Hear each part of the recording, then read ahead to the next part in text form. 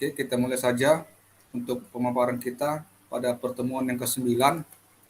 Jadi ini topik di dalam pertemuan yang ke-9 dengan topik pengendalian dan pengawasan. Pengendalian atau pengawasan. Ini merupakan bagian daripada fungsi-fungsi manajemen. Di dalam pertemuan kita yang sebelumnya kita sudah membahas tentang pengertian daripada manajemen. Gitu ya, manajemen itu dapat kita lihat di materi. Kita review kembali bahwa manajemen itu merupakan proses perencanaan, pengorganisasian, pengarahan dan pengawasan usaha-usaha para anggota organisasi dan penggunaan sumber daya organisasi lainnya agar mencapai tujuan organisasi yang telah ditetapkan. Tentu di dalam manajemen itu sendiri harus memang betul-betul diterapkan di dalam suatu organisasi untuk guna mendukung kesuksesan atau keberhasilan dari suatu organisasi. Ada kata sumber daya organisasi yang di dalam pengertian manajemen ini. Seperti yang pernah kita bahas, bahwasanya beberapa sumber daya yang dimiliki oleh organisasi untuk mendukung pencapaian tujuan organisasi itu adalah yang pertama sumber daya manusia, yang kedua sumber daya modal, yang ketiga sumber daya material atau bahan baku, yang keempat sumber daya peralatan, mesin, fasilitas dan sebagainya.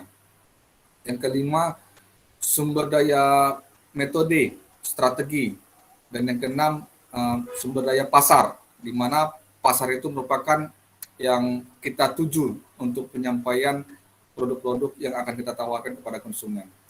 Selanjutnya, kita juga sudah membahas tentang fungsi-fungsi manajemen. Itu yang dikenal dengan POAC, planning atau perencanaan, organizing atau pengorganisasian, acting atau pengarahan, controlling atau pengawasan. Dapat kita lihat kembali bahwasanya definisi perencanaan itu merupakan pemilihan atau penetapan tujuan-tujuan organisasi, penentuan strategi, kebijakan, proyek, program, prosedur, metode, sistem, anggaran, dan standar yang dibutuhkan untuk pencapaian tujuan. Kita lihat lagi pengertian daripada pengorganisasian atau organizing, merupakan penentuan sumber daya dan kegiatan-kegiatan yang dibutuhkan untuk mencapai tujuan organisasi.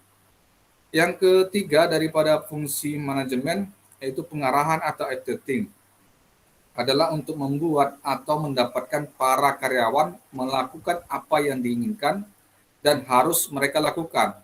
Dan fungsi yang terakhir daripada manajemen yaitu pengawasan atau controlling, adalah penemuan dan penerapan cara dan peralatan untuk menjamin bahwa rencana telah dilaksanakan sesuai dengan yang telah ditetapkan. Jadi masing-masing fungsi manajemen tadi, mulai dari perencanaan, pengorganisasian, dan pengarahan, sudah kita bahas di dalam pertemuan-pertemuan yang sebelumnya.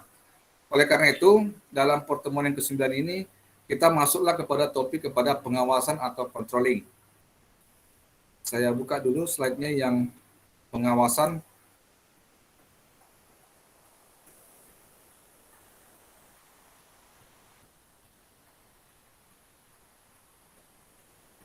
Oke, ini ya. Jadi materi sudah saya share di dalam pertemuan, di dalam classroom. Silakan nanti Anda baca-baca, saya coba memandu secara presentasi. Oke, ini bagian daripada pengendalian atau pengawasan. Secara khusus ada saya sajikan 6 materi. Yang pertama, kita bahas dulu definisi pengawasan atau pengendalian. Yang kedua, materinya itu tujuan daripada pengendalian. Materi yang ketiga, itu tipe pengawasan. Materi yang keempat itu adalah tahapan proses pengawasan. Materi yang kelima metode pengawasan. Dan yang terakhir materi yang keenam pengendalian efektif. Saya ada membuat topik ini kata pengendalian atau pengawasan. Di beberapa buku tentang manajemen ada yang menggunakan kata pengendalian. Ada juga yang menggunakan kata pengawasan. Nah, ini hampir bersamaan juga ini. Dari pengertian nanti kita lihat, itu hampir sama, benang merahnya hampir sama. Makanya saya sebutkan pengendalian atau pengawasan. Kalau bahasa Inggrisnya controlling. Oke, kita mulai daripada materi yang pertama. Kita lihat dulu definisi pengawasan atau pengendalian. Ini saya kutip dari beberapa buku secara ringkas. saya berikan definisi yang sederhana aja, gitu ya. Pengawasan merupakan proses untuk menjamin, ada kata untuk menjamin, bahwa tujuan-tujuan organisasi dan manajemen tercapai. Ini berkenaan dengan cara-cara membuat kegiatan-kegiatan sesuai yang direncanakan. Ada kata untuk menjamin bahwa tujuan-tujuan organisasi dan manajemen tercapai. Yang dimana tujuan-tujuan organisasi pernah saya sebutkan juga secara sederhana ada 3 tujuan dasar daripada suatu organisasi atau perusahaan. Yang pertama, tujuannya adalah menghasilkan produk, baik itu dalam bentuk barang maupun jasa. Tujuan dasar yang ketiga, untuk memperoleh keuntungan atau pendapatan dari penjualan produk yang ditawarkan oleh perusahaan. Yang ketiga, tujuan dasar dari suatu organisasi atau perusahaan yaitu menjaga keberlangsungan hidup suatu organisasi. Ya tentunya organisasi itu atau perusahaan itu ingin berkembang, ingin maju, ingin besar lagi, ingin ekspansi dan sebagainya. Ada kata menjamin berarti dengan adanya pengawasan ini tentu akan menjamin berbagai tujuan-tujuan yang mau diharapkan oleh organisasi. Baru saya berikan juga pengertian daripada pengendalian sebagai proses memantau kegiatan untuk menjamin kegiatan tersebut dilaksanakan atau diselesaikan seperti yang telah direncanakan dan proses mengoreksi setiap penyimpangan yang berarti. Kalau kita lihat dari definisi pengawasan tadi dengan pengendalian, ada sama-sama sebagai proses untuk menjamin, kan gitu ya, menjamin, memastikan apakah tujuan, apakah sasaran yang ditetapkan oleh organisasi tadi bisa sesuai, bisa tercapai sesuai dengan yang direncanakan. Artinya secara sederhana ini pengawasan atau pengendalian ini diartikan sebagai memastikan apakah rencana yang kita lakukan itu dapat direalisasikan. Begitu ya.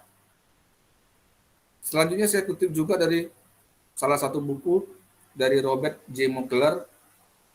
Saya ambil pengertian dari pengawasan manajemen, diartikan bahwa suatu usaha yang sistematik untuk menetapkan standar pelaksanaan dengan tujuan-tujuan perencanaan, merancang sistem informasi umpan balik, membandingkan kegiatan nyata dengan standar yang telah ditetapkan sebelumnya, menentukan dan mengukur penyimpangan-penyimpangan, serta mengambil tindakan koreksi yang diperlukan untuk menjamin bahwa semua sumber daya perusahaan dipergunakan dengan cara paling efektif dan efisien dalam pencapaian tujuan-tujuan perusahaan. Tentu di dalam melakukan kegiatan operasionalnya suatu organisasi atau perusahaan, tentu pasti akan mengalami penyimpangan, mengalami suatu kendala, mengalami kemungkinan-kemungkinan yang tidak sesuai dengan yang diharapkan. Kan begitu ya, sehingga dengannya ada pengawasan ini, paling tidak meminimalisir segala kemungkinan tingkat kesalahan, tingkat penyimpangan, tingkat kerugian, dan sebagainya. Baru ada kata mengambil tindakan koreksi. Tentu tidak ada yang sempurna ya, setiap yang dilakukan, baik itu mesin ataupun manusia, pasti akan mengalami kesalahan. Pasti akan mengalami berbagai kerugian-kerugian, penyimpangan-penyimpangan. Tentu dengan adanya kesalahan-kesalahan tadi tentu akan dilakukan tindakan koreksi guna memperbaiki supaya kedepannya tidak lagi terjadi kesalahan. Paling tidak meminimalisir tingkat kemungkinan kesalahan itu terjadi kembali. Begitu ya. Baru ada kata efektif dan efisien, ya kan? Sumber daya perusahaan itu harus dikelola, harus dipergunakan secara efektif. Kalau efektif berarti berbicara tentang ketepatan waktu, ketepatan sasaran dan sebagainya. Baru sumber daya perusahaan itu juga harus dikelola, dimanage atau dipergunakan secara efisien. Ya, efisien itu berbicara tentang penghematan biaya. Efisien itu berbicara tentang tidak ada pemborosan. Segala biaya-biaya yang tidak penting, yang tidak ada manfaat, yang sifatnya merugikan, itu disingkirkan, diminimalisir supaya tercapailah penghematan biaya. Itulah dari sisi masing-masing pengertian pengendalian ataupun pengawasan. Materi kita yang berikutnya yaitu tujuan pengendalian. 4 tujuan dari pengendalian atau pentingnya suatu pengawasan bagi organisasi. Karena konteksnya kita berbicara tentang organisasi atau perusahaan, tentu kita pendekatan kepada organisasi. Yang pertama, beradaptasi dengan perubahan lingkungan. Dalam lingkungan organisasi bisnis yang kompleks dan bergejolak pada masa ini, semua organisasi harus berhadapan dengan perubahan. Bila pemimpin organisasi dapat menetapkan tujuan dan meraihnya secara cepat, maka pengendalian tidak diperlukan. Namun, antara saat tujuan dibentuk dengan saat tujuan diraih, banyak kejadian dalam organisasi dan lingkungannya yang bisa menyimpangkan pergerakan ke arah tujuan atau bahkan mengubah tujuan itu sendiri. Melalui sistem pengendalian yang terancang, baik bisa membuat pimpinan mengantisipasi, memantau, dan merespon berbagai perubahan. Memang yang perubahan itu pasti akan terjadi, kan gitu ya. Baik itu perubahan fisik, perubahan lingkungan, perubahan teknologi, perubahan perilaku manusia, perubahan kebutuhan manusia, dan perubahan berbagai perubahan lainnya. Itu pasti akan terjadi. Di mana perubahan itu harus bisa disesuaikan. Perusahaan atau organisasi harus bisa menyesuaikan diri terhadap berbagai perubahan. Karena di dalam proses dalam pencapaian tujuan yang mau diharapkan pasti akan terjadi perubahan-perubahan itu tadi. Jadi bagaimana untuk mengantisipasi kemungkinan-kemungkinan dampak dari perubahan tadi, maka peran daripada pengendalian atau pengawasan tadi supaya bisa memastikan atau meminimalisir berbagai kemungkinan-kemungkinan yang terjadi daripada akibat kegiatan dari perubahan lingkungan. Yang kedua, tujuan daripada pengendalian itu membatasi akumulasi kesalahan. Artinya dengan pengendalian akan melihat sejauh mana tingkat kesalahan dan kelalaian organisasi dalam mencapai tujuannya. Seperti yang saya sebutkan tadi, dalam proses pencapaian tujuan kemungkinan pasti akan terjadi kesalahan, kemungkinan pasti akan terjadi kelalaian, pasti terjadi kerugian-kerugian yang diakibatkan oleh mesin atau peralatan, yang diakibatkan oleh kelalaian manusia dan sebagainya. Jadi dengan adanya pengawasan itu berguna untuk meminimalisir, paling tidak meminimalisir tingkat kerugian, meminimalisir tingkat kesalahan dan sebagainya. Yang ketiga, tujuan daripada pengendalian tadi mengatasi kompleksitas organisasi. Artinya penerapan sistem pengendalian akan disesuaikan berdasarkan besar kecilnya organisasi, banyaknya sumber daya manusia yang dilibatkan, banyaknya persaingan, banyaknya bahan baku yang dibeli atau digunakan, desain organisasi yang rumit, jaringan pasar luas yang dikuasai, dan sebagainya. Jadi kehidupan organisasi ataupun kehidupan suatu perusahaan pasti mengalami kompleksitas, dinamis, selalu berubah-ubah. Baik itu dari sisi internalnya seperti sumber daya manusia, ya kan, pasti ada gejolak-gejolak, pasti ada konflik, pasti ada mengalami berbagai kelalaian, kerugian dan sebagainya. Baru peralatan-peralatan, tentu yang saya katakan tadi karena ada perubahan teknologi, tentu peralatan atau mesin yang digunakan harus disesuaikan. Itulah kompleksitas organisasi. Belum lagi daripada di lingkungan eksternal organisasi atau perusahaan. Lingkungan eksternal itu seperti pangsa pasar kita, ya, konsumen kita pasti akan memiliki kehidupan yang kompleks, berbagai permasalahan, berbagai lingkup di dalam proses organisasi tadi. Begitu juga dengan persaingan. Nah, tentu persaingan ini bagaimana untuk kita atasi dengan baik, kita kendalikan, supaya kita tidak masuk kepada persaingan tidak sehat, maka itu semua kita lakukan dengan cara menerapkan sistem pengendalian yang efektif. Yang keempat, tujuan daripada pengendalian itu meminimisasi biaya. Artinya jika dipraktekkan secara efektif, pengendalian bisa membantu mengurangi biaya dan meningkatkan output atau keluaran. Seperti yang kita tadi sebutkan bahwasanya prinsip yang baik dari suatu manajemen itulah prinsip efektivitas dan prinsip efisiensi. Prinsip efisiensi ialah untuk meminimalisir biaya-biaya yang ditimbulkan dari aktivitas operasional suatu usaha atau perusahaan. Yang berikutnya materi kita adalah tipe pengawasan. Yang pertama, pengawasan pendahuluan atau feed forward control dirancang untuk mengantisipasi berbagai masalah atau berbagai penyimpangan-penyimpangan dari standar atau tujuan dan meningkatkan koreksi dibuat sebelum suatu tahap kegiatan tertentu diselesaikan. Yang kedua, tipe pengawasan. Pengawasan yang dilakukan bersamaan dengan pelaksanaan kegiatan dilakukan selama suatu kegiatan berlangsung. Artinya ketika kita melakukan aktivitas, ya kan, melakukan operasional suatu perusahaan, disitulah disusupin, diapakan juga, dilibatkan pengawasannya. Makanya ada mandor, ada supervisor, ya, yang mengamati, yang mengawasi berbagai aktivitas operasional perusahaan, baik itu aktivitas manusianya, aktivitas peralatan yang digunakan selama proses produksi. Tipe pengawasan yang ketiga, pengawasan umpan balik atau feedback control, mengukur hasil-hasil dari suatu kegiatan yang telah diselesaikan.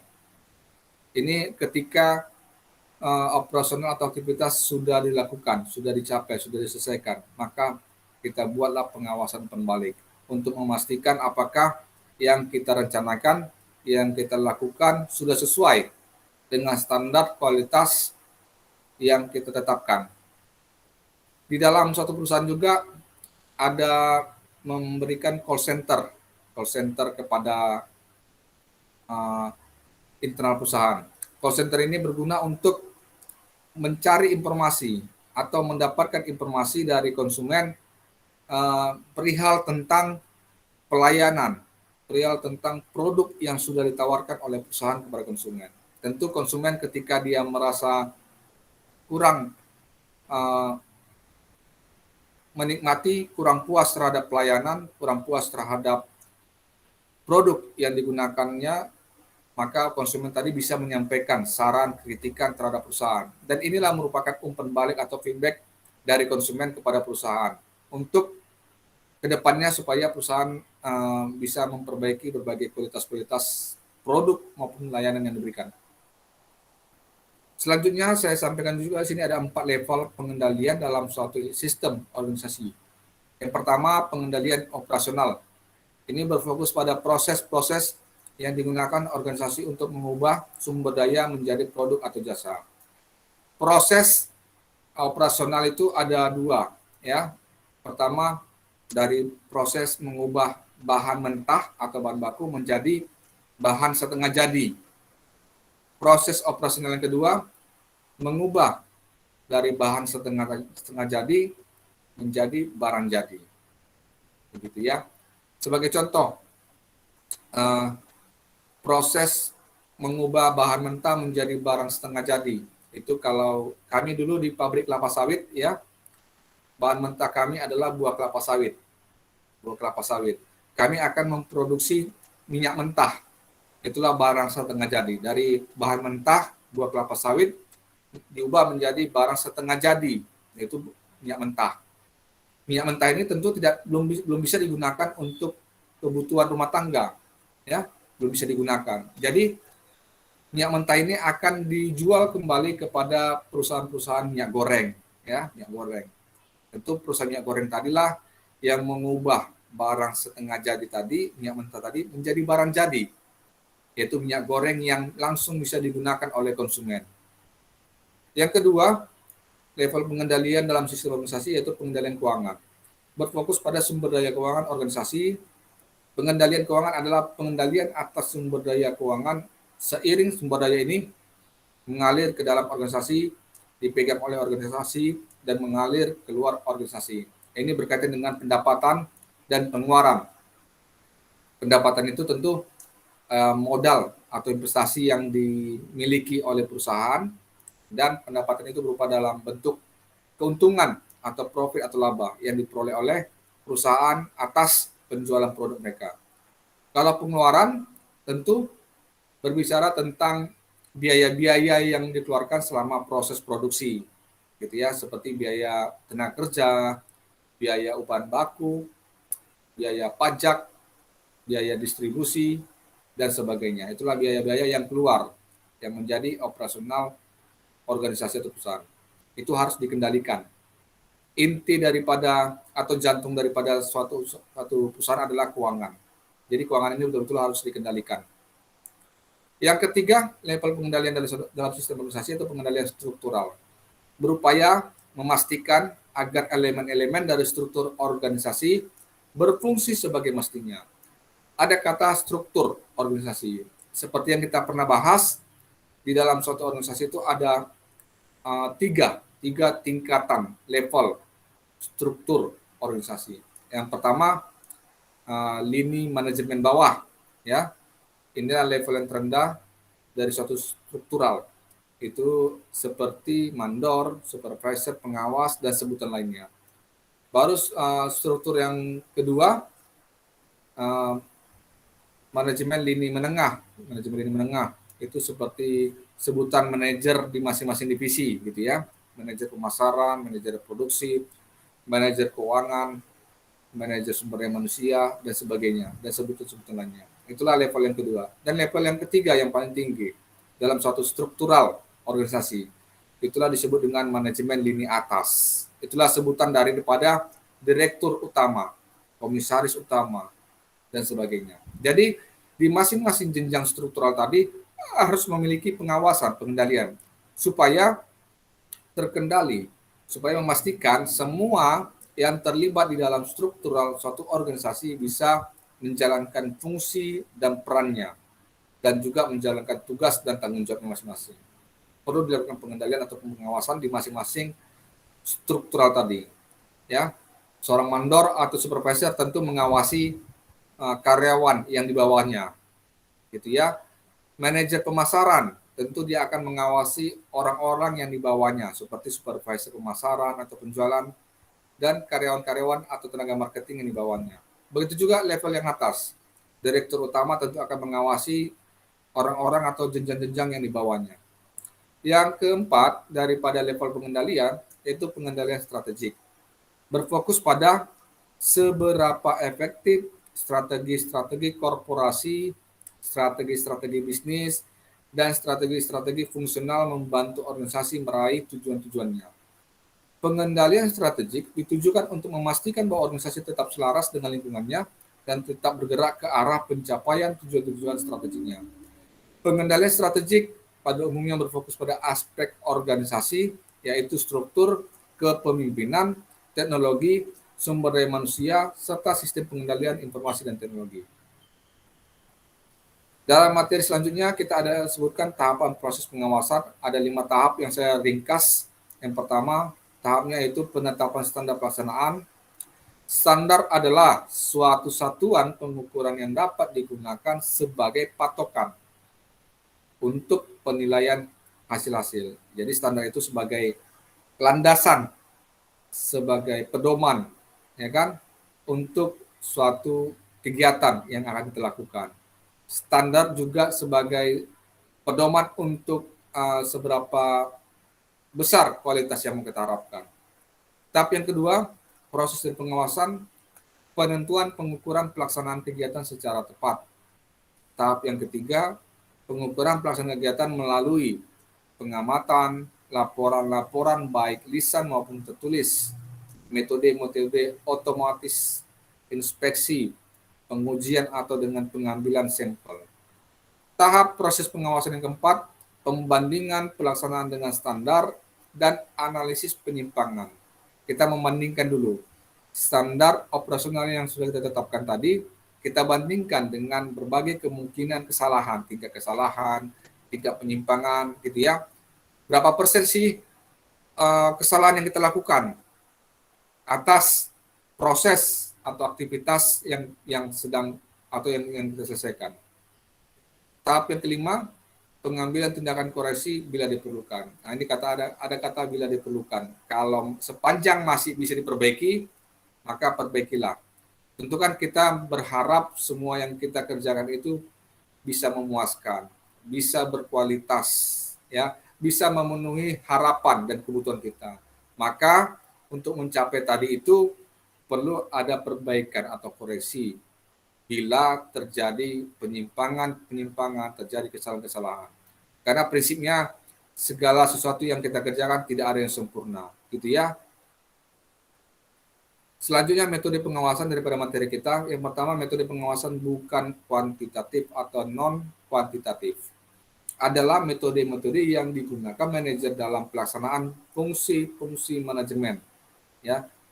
Yang berikutnya, teknik-teknik yang sering digunakan adalah pengamatan atau observasi, inspeksi teratur dan langsung, pelaporan lisan tertulis, evaluasi pelaksanaan, diskusi antara manajer dan bawahan tentang pelaksanaan suatu kegiatan. Yang kedua, metode pengawasan kuantitatif merupakan metode-metode yang menggunakan data khusus serta untuk mengukur dan memeriksa kuantitas atau jumlah dan kualitas atau keluaran output. Metode kuantitatif terdiri dari anggaran, audit, analisis break-even. Analisis break-even ini tingkat pengembalian ya. Kalau kita investasikan 1.000, tingkat pengembalian dari 1.000 tadi berapa lama? Begitu dia. Analisis rasio, bagan dan teknik yang berhubungan dengan waktu pelaksanaan kegiatan seperti bagan grant, program evaluasi and review teknik atau POT, critical path method atau CPM. Jadi metode pendekatan kuantitatif ini tentu ada berbasis data. Data yang kita peroleh tadi inilah akan kita analisis sehingga kita tahu kemungkinan-kemungkinan yang tingkat penyimpangannya, dan dengan analisis hasil daripada analisis data tadi kita gunakan sebagai pengambilan keputusan untuk apakah kita melakukan koreksi, apakah kita akan melakukan perubahan total daripada proses aktivitas yang masih kurang tepat, yang kurang masih kesalahan banyak dan sebagainya. Selanjutnya pengendalian yang efektif, ada 10 ciri sistem pengendalian yang efektif. Saya sampaikan di sini. Yang pertama, akurat.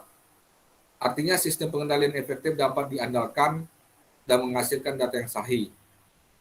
Yang kedua, ketepatan waktu. Ini efektivitas ya.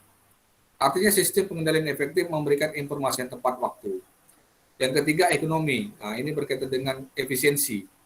Artinya sistem pengendalian efektif haruslah ekonomis untuk dijalankan.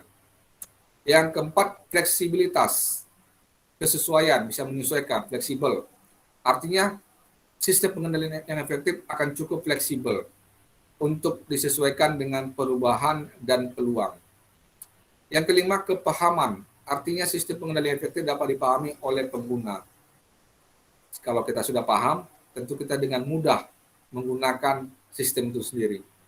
Yang keenam, kriteria yang masuk akal. Artinya standar pengendalian yang haruslah masuk akal dan dapat dicapai. Terkadang suatu perusahaan mencapai tujuan yang mereka tetapkan, baru standar yang mereka buat kadang tidak bisa diterima oleh semua orang. Karena masing-masing orang kan memiliki pemikiran yang berbeda-beda. Kadang orang bisa menganggap bahwa tujuan yang kita mau capai itu bisa dicapai. Di sisi lain, orang lain juga menganggap itu tidak bisa dicapai. Nah, jadi itu bergantung kepada masing-masing orang bagaimana pencapaian tujuan tadi. Jadi artinya di sini kriteria masuk akal itu hendaklah yang tujuan, harapan dan berbagai yang mau kita capai tadi harus bisa diterima oleh semua orang, harus bisa dicapai, harus bisa masuk akal dan sebagainya. Baru yang berikutnya, ketujuh, penempatan strategis. Artinya karena pimpinan tidak dapat mengendalikan semuanya, mereka harus memilih faktor-faktor yang strategis terhadap kinerja organisasi. Ya, seorang pimpinan tentu memiliki keterbatasan tenaga, memiliki keterbatasan waktu, dan berbagai kelemahan yang dimilikinya, sehingga dia tidak bisa sepenuhnya bisa mengawasi, bisa mengendalikan sumber daya yang ada di pimpinnya, seperti sumber daya manusia, peralatan, tidak semua bisa dipantau dia, tidak semua bisa diawasinya. Oleh karena itu, dia harus bisa memilih berbagai sistem pengendalian. Apakah itu bisa menggunakan sistem, ya, sistem yang mendukung dia bisa mengawasi, atau dia harus memilih sumber daya manusianya untuk membantu dia untuk mengawasi. Makanya seorang pimpinan itu bisa menggunakan tenaga pengawasnya atau supervisor untuk mengawasi berbagai lini-lini produksi yang sedang dilakukan. Yang kedelapan, menekankan pada pengecualian. Artinya karena pemimpin tak dapat mengontrol atau mengendalikan semua kegiatan, perangkat pengendalian harus memperhatikan hanya pada pengecualian. Yang kesembilan, kriteria berganda. Artinya pengukuran berganda menurunkan kecenderungan terhadap fokus yang sempit. Baru ciri yang ke-10, tindakan perbaikan. Artinya sistem pengendalian yang efektif tidak hanya menunjukkan penyimpangan yang signifikan, tetapi juga menganjurkan, menyarankan tindakan perbaikan yang diperlukan. Sepertinya itu saja yang bisa kita sampaikan dalam pembahasan materi pada pertemuan yang ke-9 ini. Tentu kita harapkan diskusi dari masing-masing mahasiswa.